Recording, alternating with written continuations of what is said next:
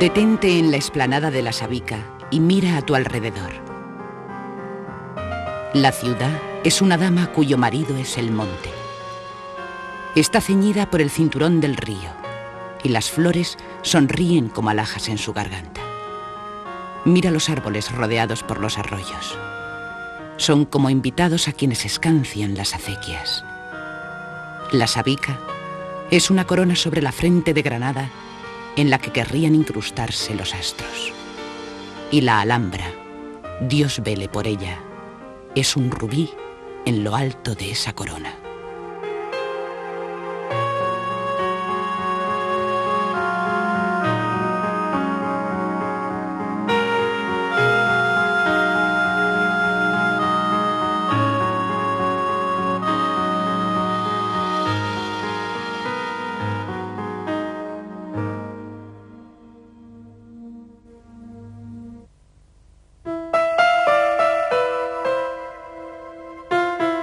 A fines de la Edad Media, en un paraje montañoso al sur de la península ibérica, el viejo Al-Ándalus se debate entre la vida y la muerte en la corte nazarí de Granada. Son los últimos suspiros de una civilización que alcanzó su esplendor con el mítico califato cordobés y las brillantes cortes literarias de los reyes poetas de Taifas.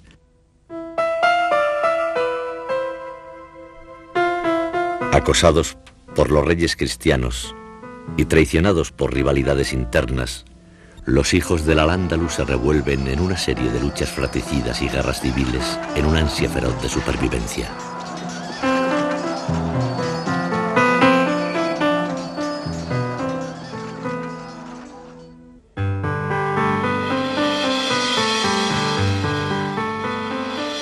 Es entonces cuando el arte andalusí va a legar a la humanidad su más preciado tesoro, la Alhambra, el recuerdo de una cultura y una forma de concebir la vida únicas e irrepetibles, en un lugar donde los hombres supieron crear su propio paraíso.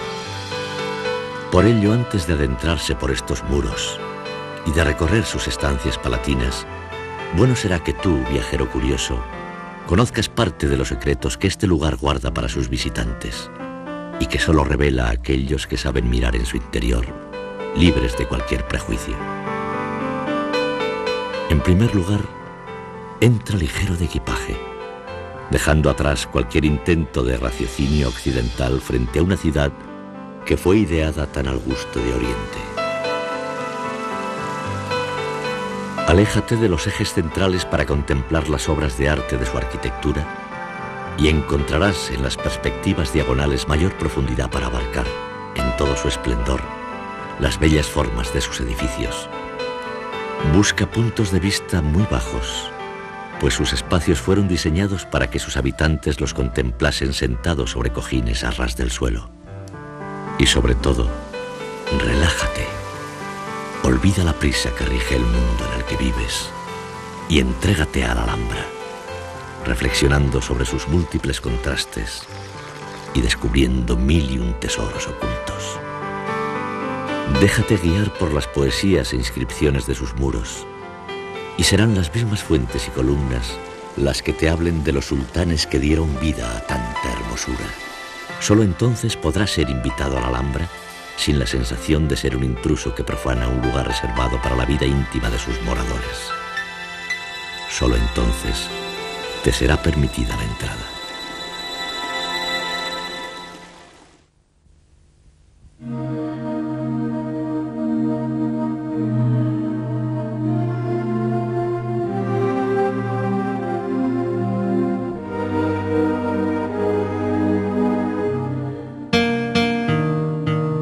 Al otro lado de la Puerta de las Granadas, el paisaje cambia bruscamente. Lo urbano se transforma en espeso bosque y el viajero tiene la sensación de haber traspasado el umbral del tiempo, sintiéndose llevado a un mundo fantástico e irreal. Obra del Renacimiento español, esta puerta sustituyó a la primitiva musulmana del lienzo de murallas que unía el pequeño castillo de Torres Bermejas con la Alcazaba.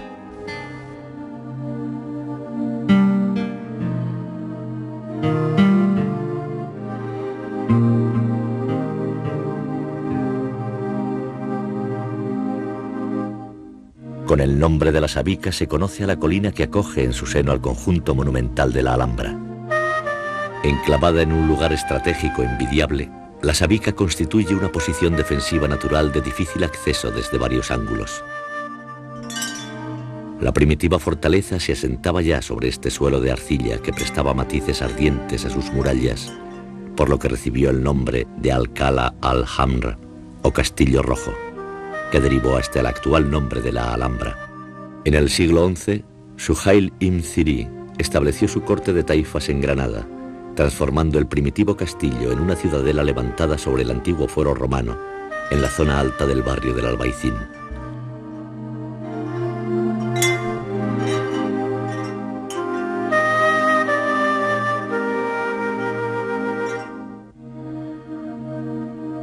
Extinguido el reino zirí, Muhammad al-Alhamar, monarca fundador de la dinastía nazarí, decidió trasladarse a la Colina Roja. Un antepasado suyo fue el primero en tomar el apelativo de Alhamar, que quiere decir el rojo. Hacia el año de 1239, Ben Alhamar eligió el sitio y trazó los cimientos del castillo, acercando el agua del río Darro a la cima del monte y poniendo así las bases de la actual Alhambra.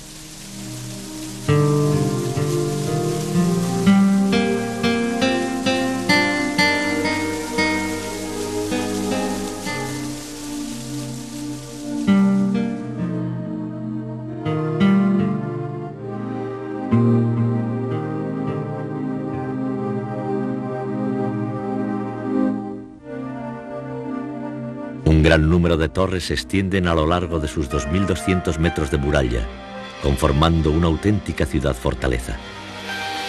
Nada hace sospechar que tras estos recios muros, escondida a la vista, se esconde la ciudad de bronce tantas veces deseada de las 1001 noches.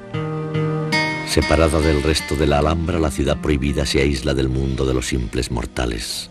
Este carácter de recogimiento para preservar la intimidad de los principales conjuntos palaciegos se pone claramente de manifiesto en el laberinto de pasadizos situados bajo las estancias nobles. Dichos accesos permitían desenvolverse libremente a lo largo de la muralla norte, en caso de despliegue militar, sin que ello perturbase en nada el rumor del agua en los jardines de palacio.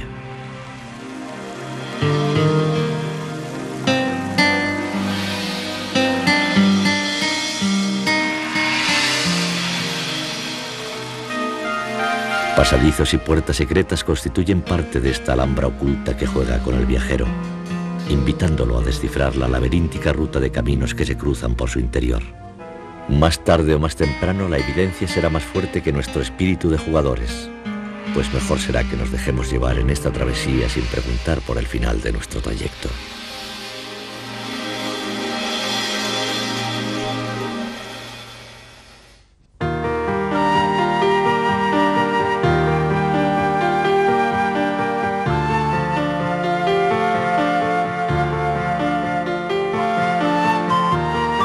Pero el camino es largo y ni siquiera hemos entrado de manera oficial. Para hacerlo deberemos saber que 4 eran las puertas principales que comunicaban la Alhambra con el mundo exterior. En el extremo occidental encontramos al pie de la Alcazaba la Puerta de las Armas, la única vía que conecta directamente con la ciudad de Granada. Por el lado noreste, la antigua Puerta de Arradal era el camino principal para acceder a la finca del Generalife. La gran fachada del frente sur acoge a cada extremo las otras 2 salidas de comunicación. La Puerta de los 7 Suelos, con su alta torre, aún se alza majestuosa, a pesar de que fue destruida en su mayor parte por las tropas de Napoleón.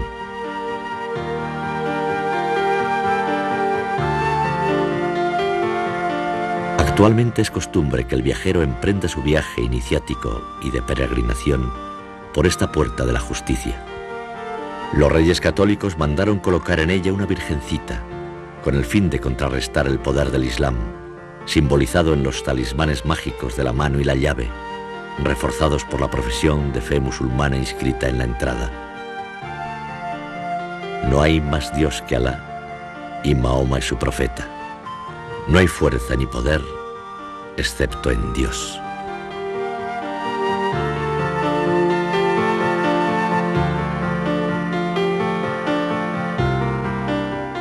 En época musulmana, dominaba este lugar un barranco que separaba la zona militar del resto de la Alhambra. Tras la conquista, los cristianos rellenaron el foso natural construyendo un gran aljibe que da nombre a la plaza. La Puerta del Vino daba entrada a la Medina o ciudadela interior. En la época cristiana de mayor abandono de la Alhambra, cuando toda la ciudad era refugio y morada de la más pintoresca y abigarrada población que imaginarse pudiera, según cuenta la leyenda, se llegó a vender a los pies de esta puerta el vino libre de impuestos a los vecinos de la ciudad. De ahí el nombre por el que es popularmente conocida.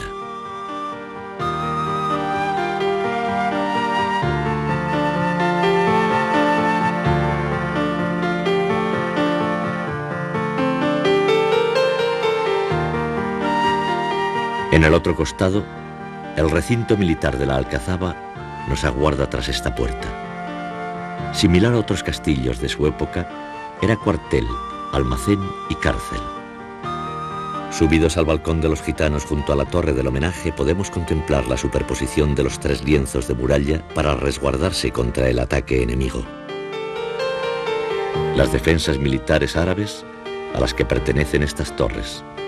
El antemuro, que refuerza la parte anterior complementada por un foso. Y el perímetro general que protege la calle interna, con 2 antemuros añadidos para aumentar la defensa del recinto. Un camino de ronda para la vigilancia circunda todo el recinto amurallado. Era la torre del homenaje la más importante en las fortalezas medievales, pues en ella se situaba el puesto de mando para organizar la defensa de la plaza.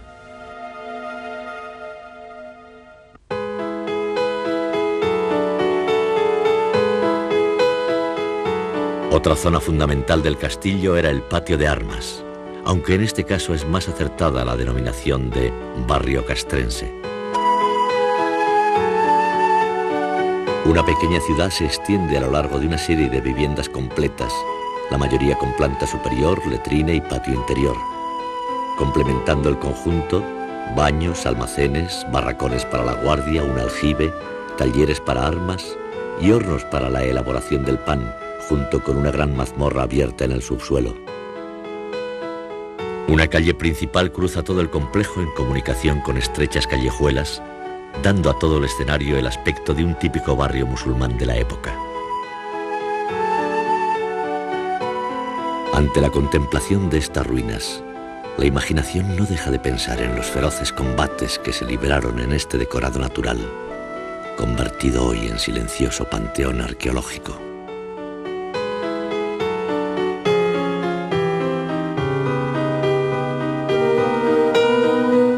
Frente a nosotros álzase la Torre de la Vela, el mirador ideal para extasiarse ante el horizonte sin límites de un paisaje solo hasta entonces soñado.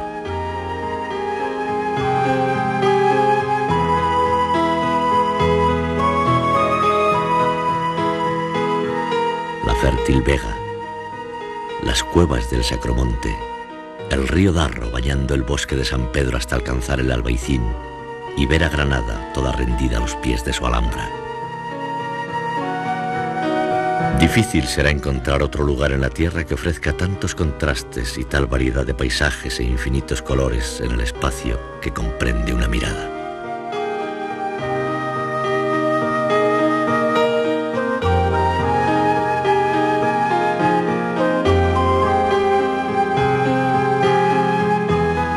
Fue en esta torre donde se alzó el pendón de Santiago el 2 de enero de 1492, y donde el jefe de armas levantó el estandarte real para júbilo del ejército vencedor, acampado en el valle. De este modo se ponía fin a 8 siglos de civilización musulmana en España, y una nueva era daba comienzo.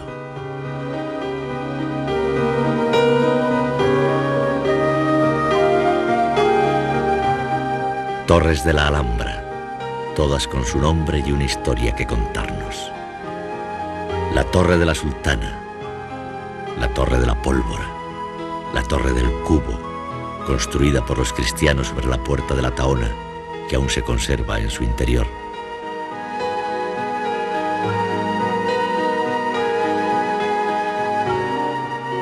La zona militar queda atrás, Y es ahora la ciudad palaciega de la Alhambra la que nos espera seductora y mágica, atrayendo nuestros pasos a un ritmo acelerado. Tras una explanada, dos patios preceden a uno de los palacios nazaríes del conjunto monumental, patios en los que se desarrolló la vida administrativa y oficial de la corte.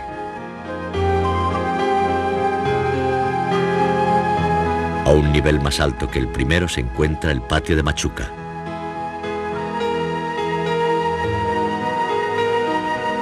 Una vez más, una torre hace las funciones de mirador, como si la Alhambra nos invitara constantemente, coqueta de sus encantos, a presenciar el bello marco que la envuelve.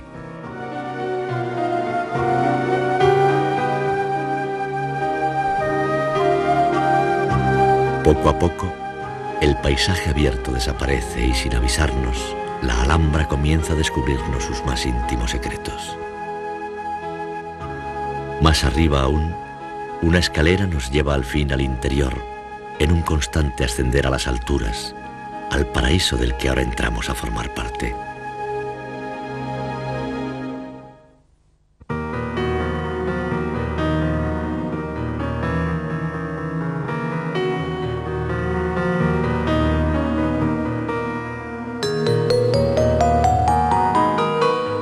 El Mexuar es la primera dependencia abierta al extraño en el Palacio de Comares, sede oficial de los sultanes granadinos.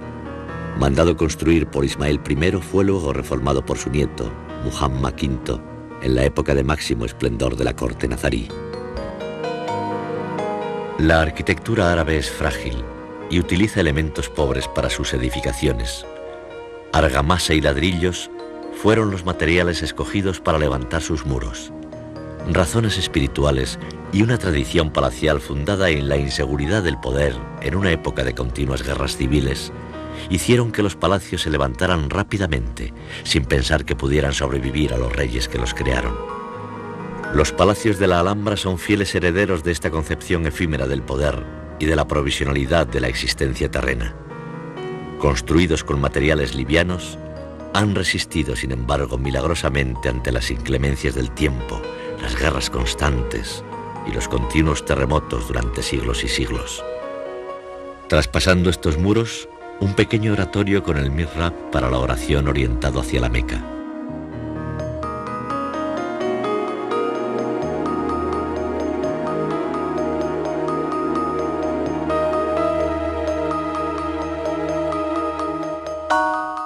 Falsos muros, corredores que van y vienen, y una puerta abierta para sacar de la confusión al visitante, cuya intuición le lleva a encaminar sus pasos hacia lo nuevo y desconocido, sabedor de que la Alhambra jamás le defraudará.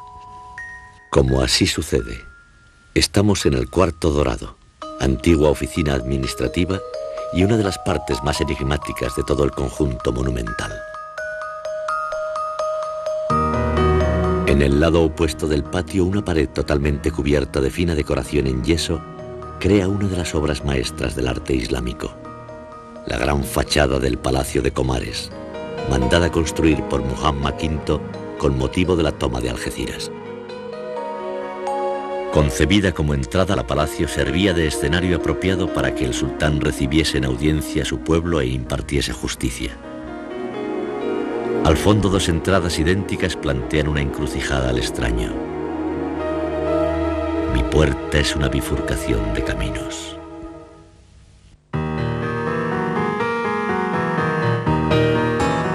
La de la izquierda nos conduce al recodo, a través de un pasillo con diminutas estancias, al patio llamado de Comares, de la Alberca o de los Arrayanes, pues por los frondosos arrayanes que bordean su estanque es más conocido. Hacia el sur, una sala da acceso a la cripta del Palacio de Carlos V.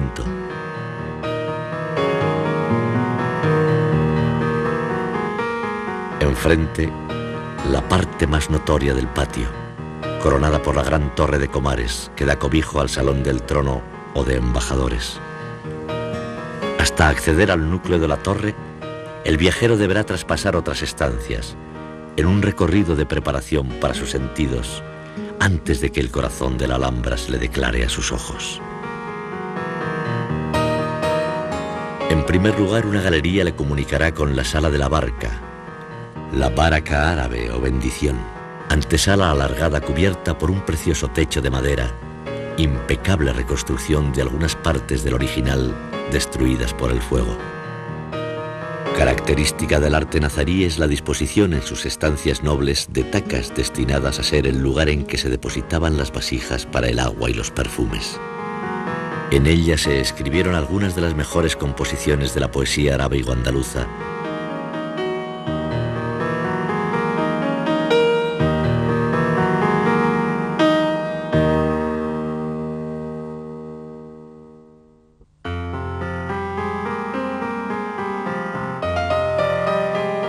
Mi tisú, dedos hábiles bordaron, tras perlas engarzar en mi corona. Cual sillón soy de novia, y le aventajo, porque dicha aseguro a los esposos. Si me trae alguien sed, mi fuente un agua le da sin impureza, clara y dulce.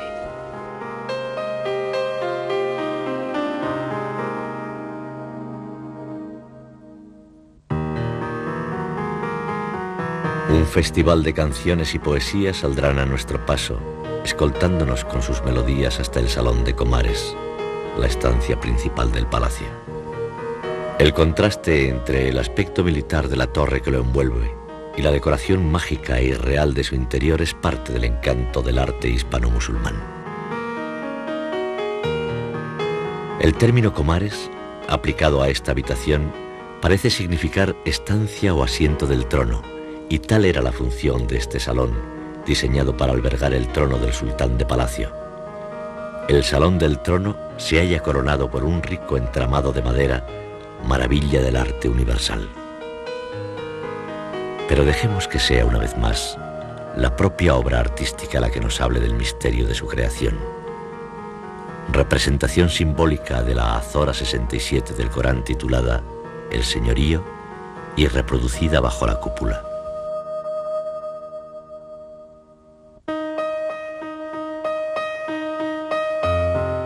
Bendito sea aquel en cuya mano está el señorío. Él, sobre toda cosa, es poderoso. Aquel que ha creado la muerte y la vida para probar quién de entre vosotros obra mejor. Él es el poderoso, el indulgente, aquel que ha creado 7 suelos superpuestos. Mira si ves en la obra del clemente imperfección alguna. Vuelve la vista. ¿Has observado alguna falla? Luego, vuelve la vista a ella un par de veces. La vista volverá a ti cansada y fatigada. Hemos adornado el cielo del mundo con candilejas que hemos colocado como piedras para lapidar a los demonios, para quienes hemos preparado el tormento del fuego.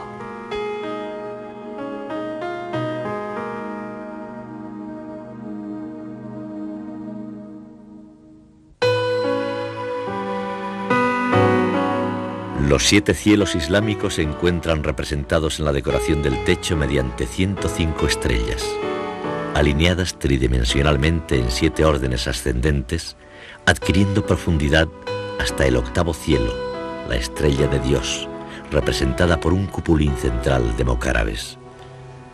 Debajo de los cielos reside el poder terrenal del sultán, protegido por el trono de Alá.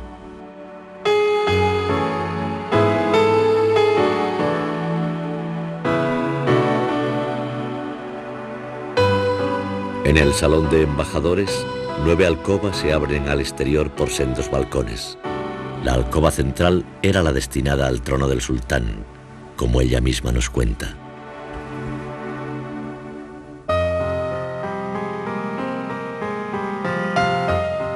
Por mí te saludan al igual mañana y tarde bocas de augurios, de bendición, dicha y solaz. Esa es la cúpula excelsa y nosotras sus hijas. Pero entre estas a mí me toca el honor de la gloria, porque yo soy el corazón y ellas los miembros. Y en el corazón está la fuerza de alma y vida. Y si ellas son las constelaciones de su cielo, a mí me cabe y nunca a ellas el sol albergar. Me otorgó Muley Yusuf, de Dios favorecido, vestidos de honor y distinción bien manifiesta, y me hizo el trono de su reino, cuya gloria se afirma por obra de la luz, asiento y trono.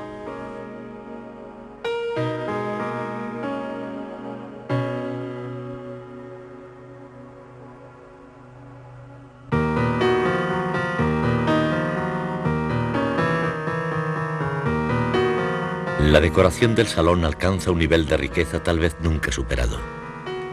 Sus zócalos de cerámica, la precisión detallista de las yeserías, la geometría de sus formas, todo ello en una perfecta combinación de complicadas trazas, según un diseño que hace recordar a los tapices colgantes. Pero si el viajero cree haberlo visto ya todo, en la creencia de que nada superará a lo hasta entonces presenciado, no tendrá más que traspasar esta sala para que la Alhambra vuelva a sorprenderlo, sacándolo de su error.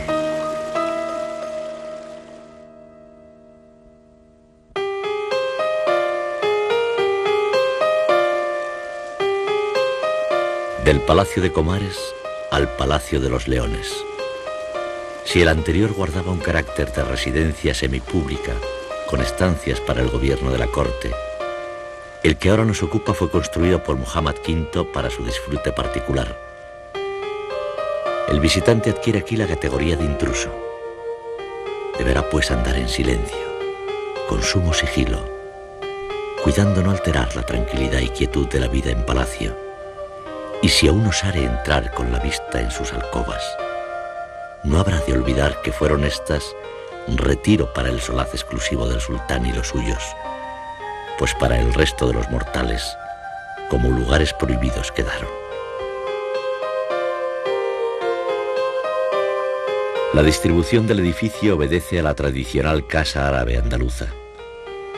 Diferentes estancias se distribuyen alrededor de un patio jardín central abierto, rodeado de un pórtico con arcos y columnas, formando toda una unidad compacta e independiente del resto de la Alhambra.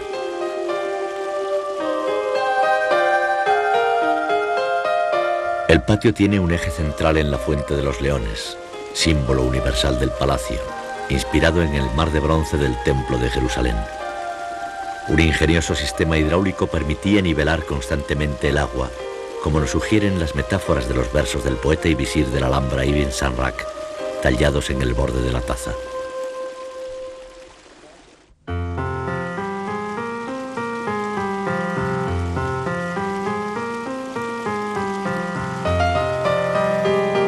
Bendito sea aquel que otorgó al imán Muhammad bellas ideas para engalanar sus mansiones. Pues, ¿acaso no hay en este jardín maravillas que Dios ha hecho incomparables a su hermosura? Y una escultura de perlas de transparente claridad, cuyos bordes se decoran con orla de aljófar. Plata fundida corre entre las perlas, a las que se asemeja en belleza alta y pura.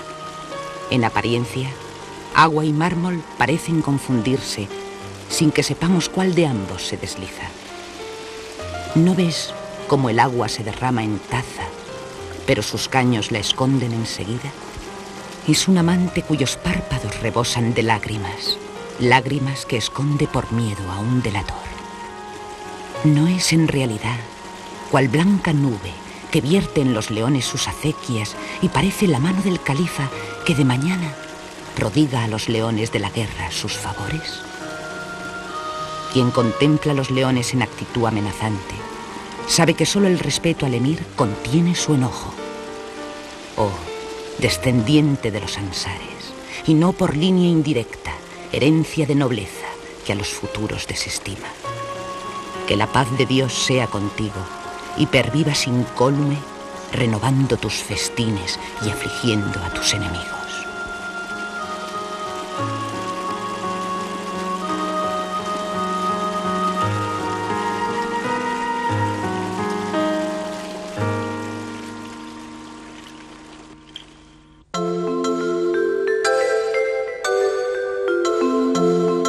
La Sala de los Mocárabes es el vestíbulo que antecede a dos obras maestras de la arquitectura islámica, las salas de Abencerrajes y de las Dos Hermanas. Ambas son viviendas independientes del resto de las estancias y obedecen a un mismo diseño.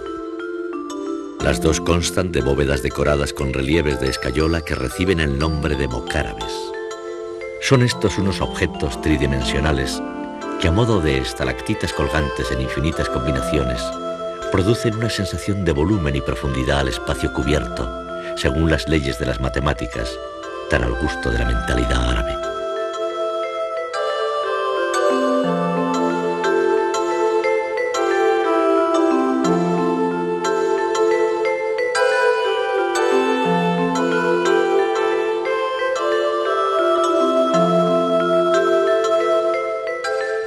Nuestro recorrido por el Palacio de los Leones continúa en la Sala de los Sultanes, reservada para reuniones y festejos con un evidente contenido lúdico. Frente al patio, 3 alcobas poseen la originalidad de conservar en sus techos unas de las escasas manifestaciones de la pintura islámica.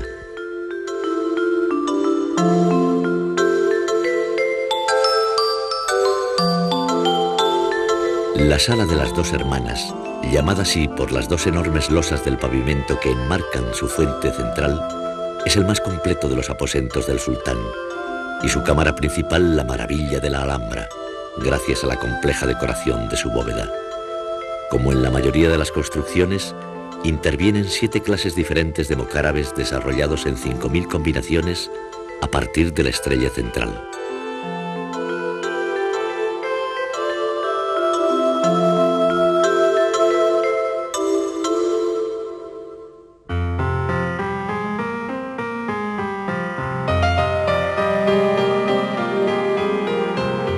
Soy el jardín que la hermosura adorna. Verla, sin más, te explicará mi rango. Por Muhammad mi imán, a par me pongo de lo mejor que haya de ser o ha sido. Sublime es la mansión porque fortuna le mandó superar a toda casa.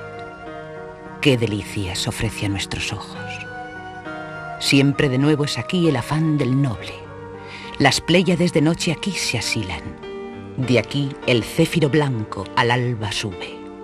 Sin par, radiante cúpula hay en ella con encantos patentes y escondidos. Su mano tiende Orión por saludarla. Bajar quieren las fúlgidas estrellas, sin más girar por rayas celestiales, y en los patios, de pie, esperar mandatos del sultán, con las esclavas a porfía. No es raro ver errar los altos astros de sus órbitas fijas desertores por complacer a mi señor dispuestos, que quien sirve al glorioso gloria alcanza. Por su luciente pórtico, el palacio con la celeste bóveda compite. ¿Qué ropa de adornado tisú echaste sobre él? Hace olvidar el tul del Yemen. ¿Qué arcos hay por encima, sostenidos por columnas de luz engalanadas, cual esferas celestes que voltean sobre el pilar del alba cuando asoma? Las columnas tan bellas son en todo, que ya vuelan proverbios con su fama. Su mármol liso y diáfano ilumina negros rincones que tiznó la sombra. Pues si al alba del céfiro la mano llenan dracmas de luz que bastarían, tira luego en lo espeso entre los troncos doblas de oro de sol que lo decoran. Me une un claro linaje a la victoria, mas un linaje que es lo que es, le gana.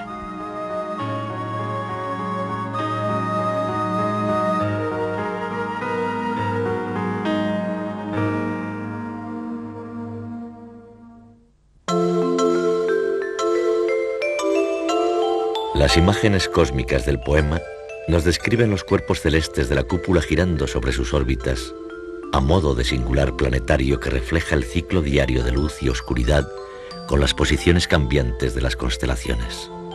La cúpula, iluminada por ventanas situadas más abajo, producirá diferentes combinaciones lumínicas según el sol o la luna cambien de posición, creando una ilusión de giro.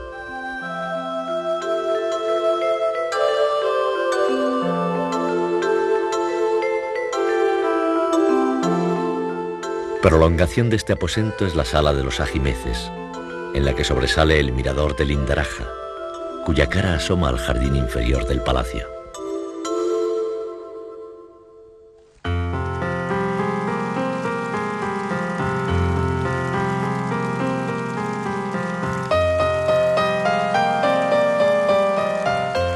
Yo soy de este jardín el ojo fresco, cuya niña es, de cierto, el sultán Muhammad.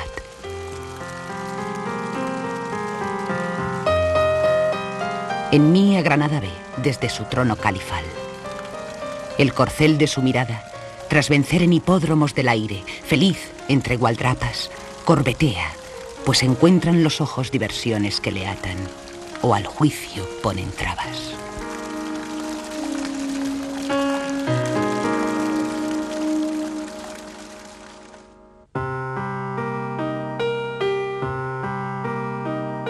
Este puente-galería comunica a los palacios árabes con las estancias del emperador Carlos, sobrias y sencillas como el carácter castellano. Una placa de mármol nos recuerda la estancia entre estos muros de Washington Irving, uno de los creadores del mito romántico de la Alhambra.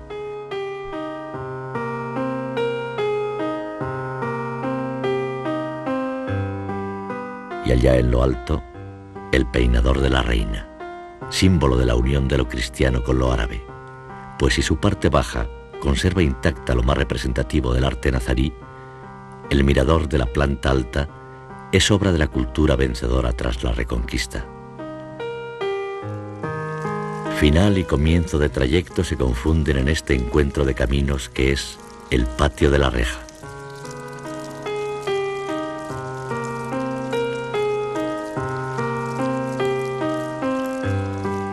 La sala de las ninfas, la cámara del tesoro del sultán, es la primera parada en nuestro recorrido por esta Alhambra íntima y reservada.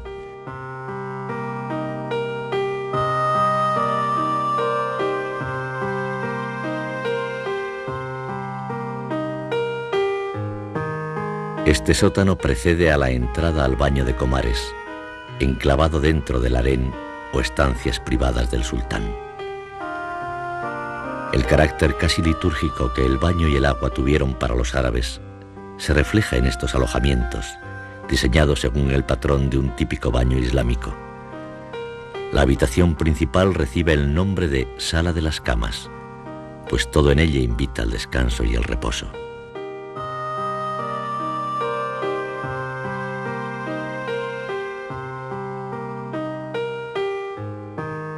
Una fuente transforma el cuarto en un patio para desvestirse y recibir las atenciones previas al baño en este banco de azulejos. El resto de los servicios lo forman las cámaras de vapor del baño, según la clásica distribución de las termas romanas.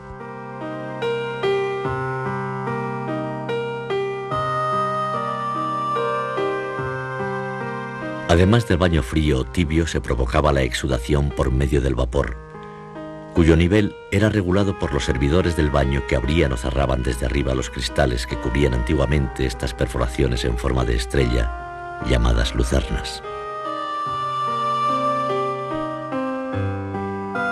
Bajo los mármoles del suelo y entre los muros, diversos canales caldeaban las salas mediante el vapor y el aire caliente de los hornos de las calderas, hasta llegar a las pilas del baño, donde fluían por sus nobles caños para agua fría y caliente.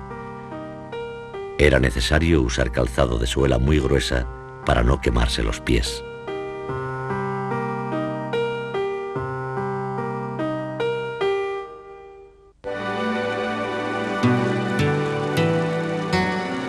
Una vez más el jardín del Indaraja sale inevitable a nuestro encuentro, y una puerta abierta al exterior nos invita a salir de este círculo cerrado de estancias y jardines, tapándonos con el conjunto del Partal.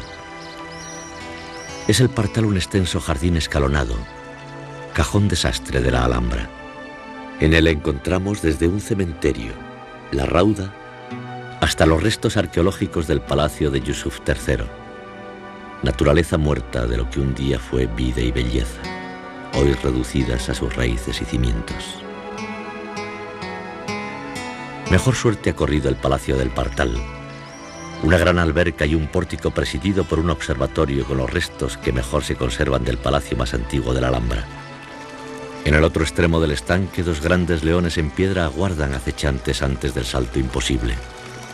Completan el conjunto un oratorio aislado junto a las murallas y la Torre de las Damas, excelso mirador que asoma graciosamente su silueta al Valle del Darro.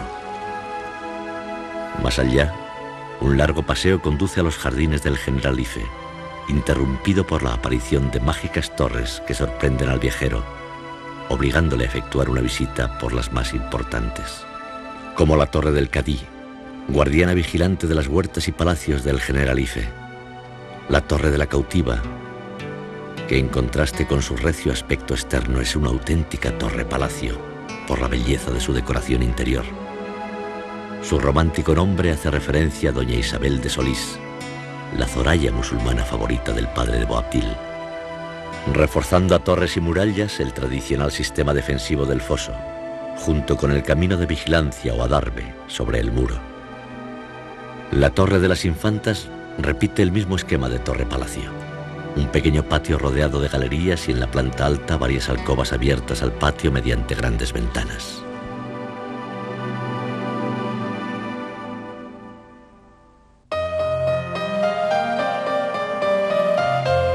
Tú que entras, párate por Dios. Contempla cuánto luce beldad perfecta y rara.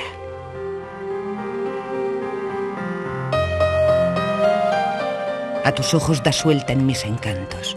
De madera de olor nos mandan soplos.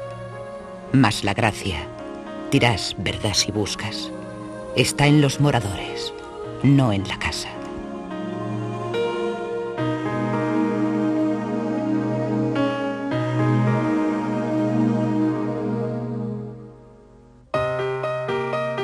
Por último, la Torre del Agua comunica a través del Puente Nuevo la Alhambra con el Generalife.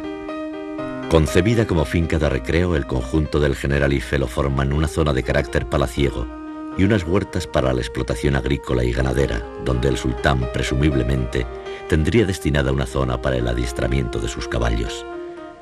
Un inmenso jardín construido en el presente siglo sirve de nexo introductorio entre la Alhambra y el Generalife, derivación del árabe antiguo que para algunos significa el jardín del arquitecto y para otros el más noble de los jardines.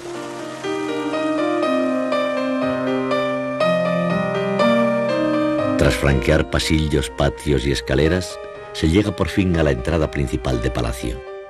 De ahí al corazón del Generalife solo media un paso, pues tras un zaguán se esconde a la vista del mundo exterior el patio de la acequia, así llamado por la canalización de la acequia que lo atraviesa y que se caracteriza por los populares surtidores cruzados del estanque.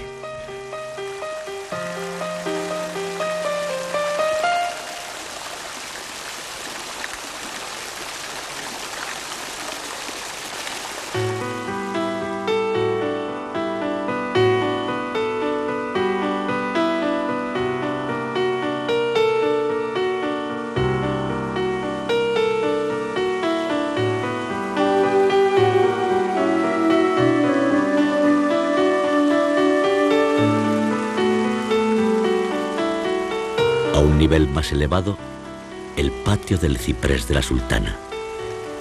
Poco queda del original en aquel escenario de encuentros amorosos, pero queda tal vez solo un centenario ciprés, cortado en seco por el paso del tiempo. De la parte superior del patio arranca la escalera del agua. Por ella se asciende a intervalos bajo un patio de laureles, acompañados por el fluir constante del agua procedente de la acequia real y que se derrama por su singular baranda. Al final, el Generalife nos reserva una de las mejores vistas de toda Granada. Así de bella la tuvo que presenciar Boabdil, el último sultán del Al-Ándalus, cuando camino de su exilio se volvió para mirar por última vez a su Alhambra. Y así la debió de encontrar por vez primera el emperador Carlos I de España y V de Alemania a su llegada a Granada. Fue tan rápido el encantamiento que pensó en la Alhambra conquistada por sus abuelos como residencia de la corte oficial del nuevo imperio español. Para ello mandó construir un nuevo palacio, esta vez para reyes cristianos, pero el destino quiso que nunca se llegara a cumplir la voluntad del César. Lo que hoy vemos a la entrada de la Alhambra es la grandiosa fachada de un palacio renacentista jamás habitado por rey cristiano alguno. El colosal patio interior lo componen 64 columnas dispuestas en 2 galerías alrededor de un círculo interior. Sin embargo, el edificio se muestra al exterior en forma de planta cuadrada. Esta dualidad círculo-cuadrado encierra incluso su propio significado, la victoria de la Europa cristiana sobre la musulmana.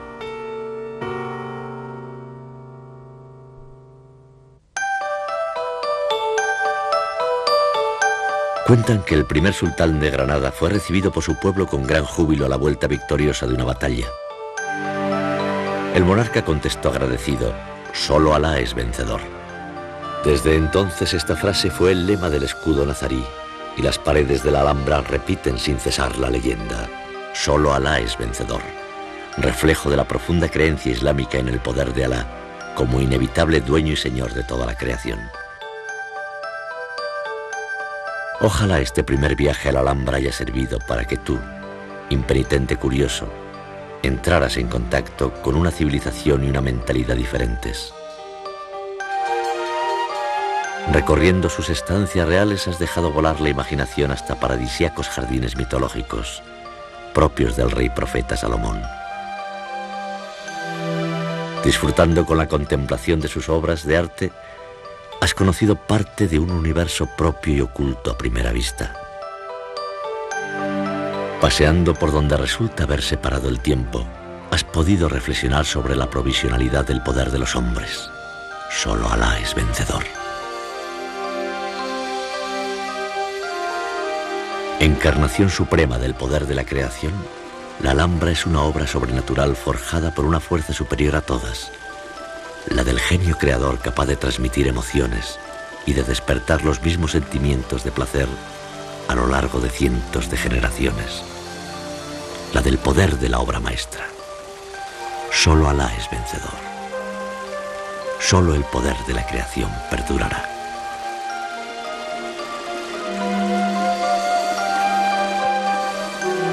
Por ello, al final del viaje, vuelve la vista atrás. Algo te dirá que un día habrás de volver a este mismo lugar, pues jamás podrás olvidar lo que tus ojos vieron. Y cuando así lo hagas, un mundo nuevo saldrá a tu encuentro, sorprendiéndote, encantándote. Así es la Alhambra, un monumento vivo en permanente evolución, nacido entre Oriente y Occidente, para asombro constante de la humanidad.